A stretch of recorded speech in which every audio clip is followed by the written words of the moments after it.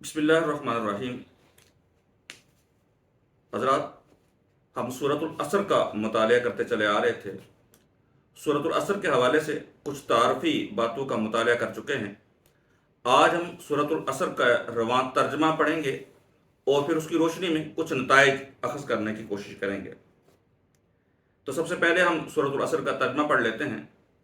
آغاز ہوتا ہے اعوذ باللہ من الشیطان الرجیم، بسم اللہ الرحمن الرحیم۔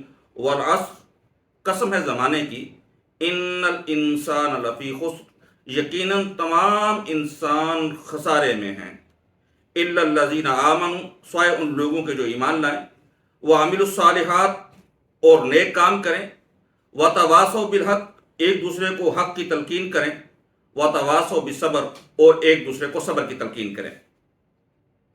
یہ سادہ اور رواں ترجمہ تھا۔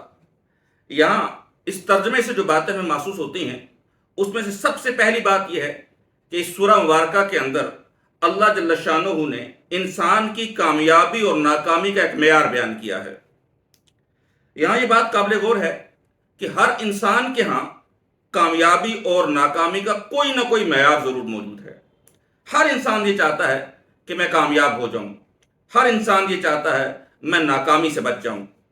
لیکن سوال یہ پیدا ہوتا ہے کہ زندگی گزارنے کے بعد جب آخرت میں اللہ کے ہاں پیش ہوں گے تو اللہ کے ہاں کامیابی اور ناکامی کا کیا معیار ہے؟ ہمارے ہاں تو کامیابی اور ناکامی کے معیار مختلف ہیں۔ بعض کے ہاں کامیابی کا معیار کیا ہے؟ انگلینڈ کے اندر جا کے سیٹل ہو جاؤں، میں سعودیہ چلا جاؤں، میں کینیڈا چلا جاؤں، میری تجارت سیٹ ہو جائے، میرا کارخانہ بن جائے، یہ بحریہ کے اندر میرا پلاٹ بن جائے، میرا مکان بن جائے، فلاں ماڈل کی گاڑی میرے پاس آ جائے۔ بعض کے ہاں کامیابی کے معیار یہ ہیں۔ لیکن قابل غور بات یہی ہے کہ اللہ کے ہاں کامیابی کا معیار کیا ہے؟ تو اس سورہ مبارکہ میں اللہ جل شانہ نے بیان کر دیا کہ کسی بھی انسان کی کامیابی کے لیے 4 چیزیں ضروری ہیں، اور وہ کیا ہیں؟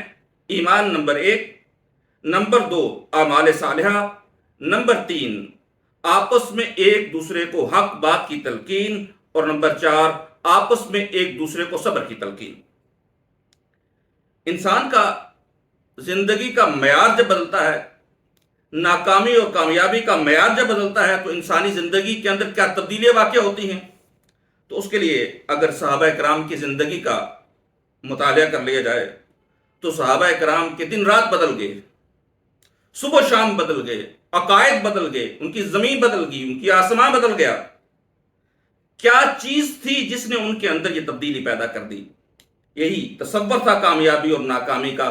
پہلے ان کے ہاں کامیابی کا معیار کچھ اور تھا، اور اب ان کے ہاں کامیابی کا معیار کیا تھا؟ وہی جو سورۃ العصر نے بیان کیا ہے۔ لہٰذا ان کی زندگیوں کے اندر ایک تبدیلی واقع ہو گئی۔ ایسے ہی اگر میری اور آپ کی زندگی میں بھی ہمارے ذہنوں کے اندر، ہمارے دلوں کے اندر یہ بات بیٹھ جائے کہ اصل کامیابی آخرت کی کامیابی ہے اور وہ 4 چیزوں پر منحصر ہے، تو یقیناً میرے اور آپ کی زندگیوں کے اندر بھی تبدیلی آ سکتی ہے۔ نبی اکرم صلی اللہ علیہ وآلہ وسلم کے ایک ارشاد گرامی کا مفہوم ہے کہ بہت سے لوگ ایسے ہیں جب کسی مجلس کے اندر بیٹھتے ہیں تو ان کو خاص وقت نہیں پاتے، وہ خاص مقام وہاں پہ نہیں پاتے۔ اگر کسی کی طرف رشتے کا پیغام بھیج دیں تو انہیں ہاں نہیں کی جاتی، لیکن اگر وہ بھولے سے بھی اللہ کی قسم اٹھا لیں تو اللہ ان کی قسم کی لاج رکھ لیتا ہے۔ یہ کیا ہوا؟ یعنی ظاہری طور پہ تو ناکام انسان ہے، دنیا کے اندر اس کو کوئی مقام اور وقت حاصل نہیں ہے، لیکن اللہ کے ہاں اس کا مقام یہ ہے کہ اللہ تعالیٰ اس کی قسم کی لاج رکھ لیتے ہیں۔ حضرت ابو ہریرہ رضی اللہ تعالیٰ عنہ فرماتے ہیں کہ کئی مواقع پہ بھوک اور فاقے کی وجہ سے میرے اوپر غشی طاری ہو جاتی، لوگ سمجھتے کہ شاید مرگی کا دورہ پڑا ہے، وہ میری گردن کو اپنے پاؤں کے ساتھ دباتے کہ ہوش میں آ جائے۔ ممکن ہے اس دور میں مرگی کا یہی علاج تصور کیا جاتا ہو، لیکن وہ کہتے ہیں کہ لوگوں کو اندازہ نہیں ہوتا تھا کہ میرے اوپر یہ دورہ مرگی کی وجہ سے نہیں ہے بلکہ بھوک اور فاقے کی غشی کی وجہ سے ہے۔ لیکن کیا اللہ کے ہاں کامیاب ہو گئی یا نہیں ہو گئی؟ حضرت بلال رضی اللہ تعالی عنہ، نبی اکرم صلی اللہ علیہ وآلہ وسلم نے ان سے پوچھا کہ بلال کیا کام کرتے ہو کہ جنت میں اندر میں نے اپنے آگے آگے تمہارے قدموں کی آواز سنی ہے؟ تو انہوں نے فرمایا کہ یا رسول اللہ، جب بھی میں وضو کرتا ہوں پھر جتنی کوئی استطاعت پاتا ہوں، قوت پاتا ہوں، میں اللہ کی بارگاہ میں رکوع و سجود کرتا ہوں، اللہ کے سامنے نماز کے اندر کھڑا ہو جاتا ہوں، شاید یہی وہ عمل ہے جس کے ذریعے سے اللہ نے مجھے یہ مقام عطا فرما دیا ہے۔ تو ایک غلام، حبشی غلام، لیکن یہ مقام کیسے پایا؟ اپنا نقطہ نظر بدل لیا، اور اب کامیابی ان کے ہاں کیا بن گئی؟ کامیابی وہی ہے جس کو اللہ اور اللہ کے رسول نے کامیابی کہہ دیا، لہٰذا ان کی زندگیوں کے اندر تبدیلی آ گئی۔ اللہ تعالیٰ یہی تبدیلیاں ہمیں اپنی زندگیوں کے اندر پیدا کرنے کی توفیق نصیب فرمائے۔ دوسرا نتیجہ کہ یہاں پہ اس سورہ مبارکہ کے اندر کامیابی کی کم سے کم شرائط کو بیان کیا جا رہا ہے۔ یہ بات ذرا قابل غور ہے، سمجھنے والی ہے۔ یعنی انسان اگر اللہ کی بارگاہ میں کامیاب ہونا چاہتا ہے تو اس کو 4 چیزوں کا اہتمام کرنا ہوگا، اور اگر ان میں سے کوئی ایک چیز بھی مس ہو گئی تو وہ اللہ کی بارگاہ کے اندر کامیاب نہیں کہلا سکے گا۔ یہ بات اس لیے بھی ضروری تھی کہ ہمارے ہاں عام طور پر ذہنوں کے اندر یہ تصور موجود ہے کہ صرف ایمان نجات کے لیے کافی ہے۔ ایک حد تک تو یہ بات درست ہے کہ نبی اکرم صلی اللہ علیہ وآلہ وسلم نے ارشاد فرمایا کہ جس کے دل کے اندر رائی کے دانے کے برابر بھی ایمان ہوگا وہ لازماً جنت کے اندر داخل ہوگا، لیکن ایسا شخص جو گناہگار ہوگا اسے جنت میں داخل ہونے سے پہلے جہنم کے اندر اپنے اعمال کی سزا بھگتنی ہوگی۔ اسی کی وضاحت آپ صلی اللہ علیہ وآلہ وسلم نے اپنے ایک ارشاد گرامی کے اندر یوں کی کہ آپ صلی اللہ علیہ وآلہ وسلم سے پوچھا گیا کہ آسان حساب کتاب سے مراد کیا ہے؟ تو آپ نے فرمایا جو شخص بغیر حساب کتاب کے جنت کے اندر داخل کر دیا گیا اس کا حساب کتاب آسان ہو گیا، ورنہ جس کو حساب کے لیے کھڑا کر گیا وہ تو پکڑا گیا، وہ تو مارا گیا، اور اس کو اپنا بچاؤ کرنا، اپنا دفاع کرنا بڑا مشکل ہو جائے گا۔ تو انسان جنت کے اندر لازمی جائے گا جس کے اندر ایمان موجود ہے، لیکن اگر جہنم سے ہو کے جانا پڑا تو یہ کامیابی کیا کامیابی ہوگی؟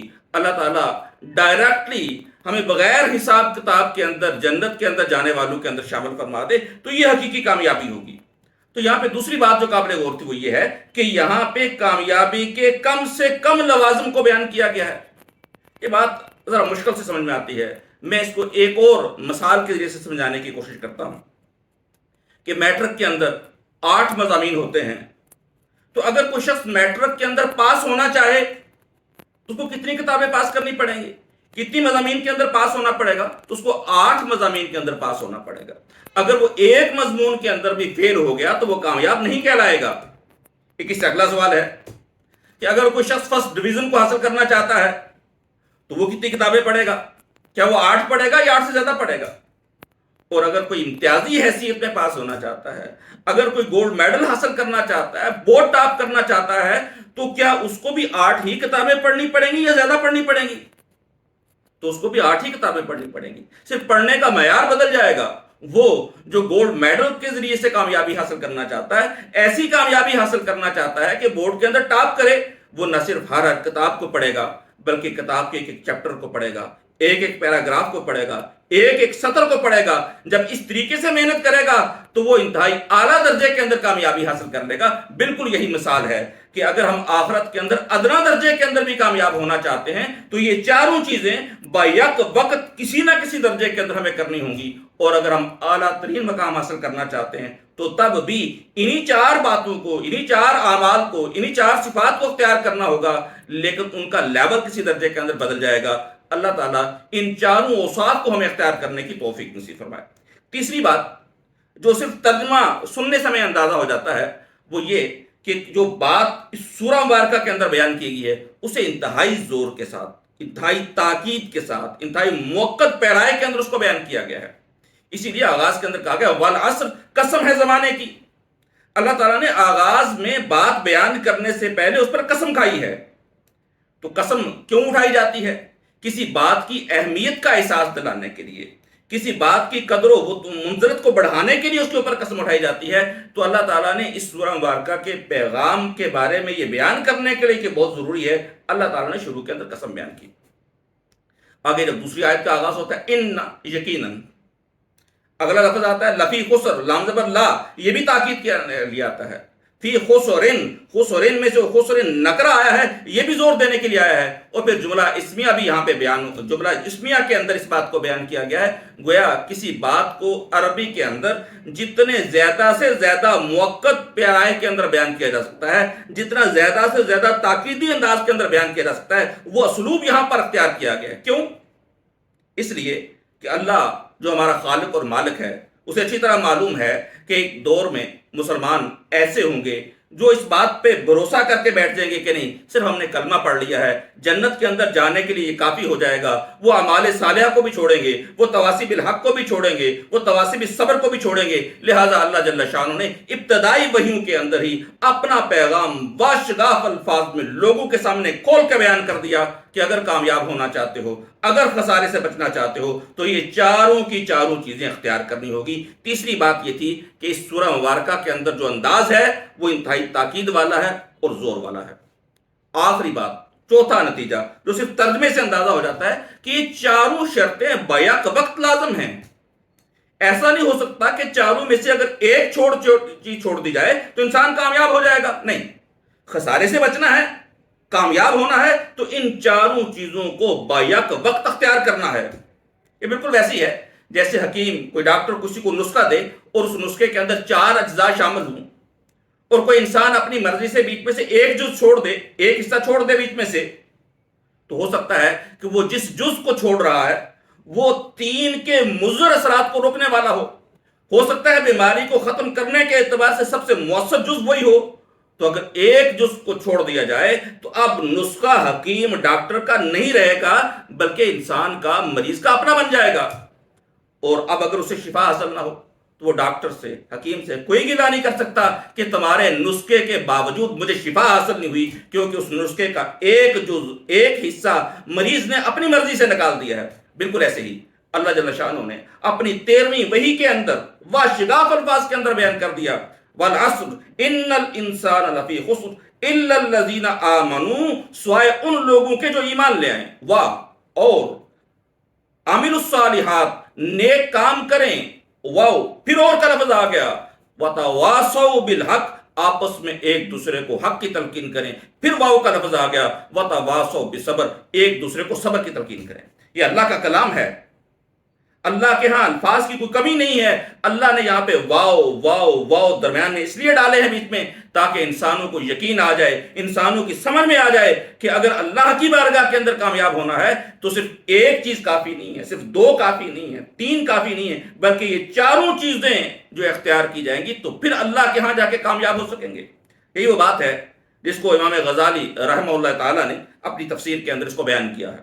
انہوں نے کہا ہے کہ یہ مقام قرآن مجید کا انتہائی ڈرا دینے والا ہے، اس لیے کہ یہاں پہ اللہ تعالیٰ نے تمام انسانوں کے بارے میں فیصلہ کر دیا ہے کہ تمام کے تمام خسارے سے دوچار ہو جائیں گے، سوائے ان کے جو یہ چاروں کام کر لیں۔ یعنی انسان کے اوپر صرف اپنی ذات کی ذمہ داری نہیں ہے بلکہ اس کے اوپر دوسروں کی ذمہ داری بھی عائد ہوتی ہے، دوسروں کی بھی اصلاح کرے، دوسروں کو بھی سمجھانے کی کوشش کرے، امر بالمعروف بھی کرے، نہی عن المنکر بھی کرے، تو یہ چاروں کام اگر وہ کرے گا تو خسارے سے بچ سکے گا۔ اللہ تعالیٰ ہمیں یہ چاروں باتیں اپنے عمل کے اندر لانے کی توفیق نصیب فرما دے تاکہ ہم خسارے سے نکل جائیں اور اللہ کے ہاں کامیاب ہونے والوں کے اندر شامل ہو جائیں۔ وآخر دعوانا الحمدللہ رب العالمین۔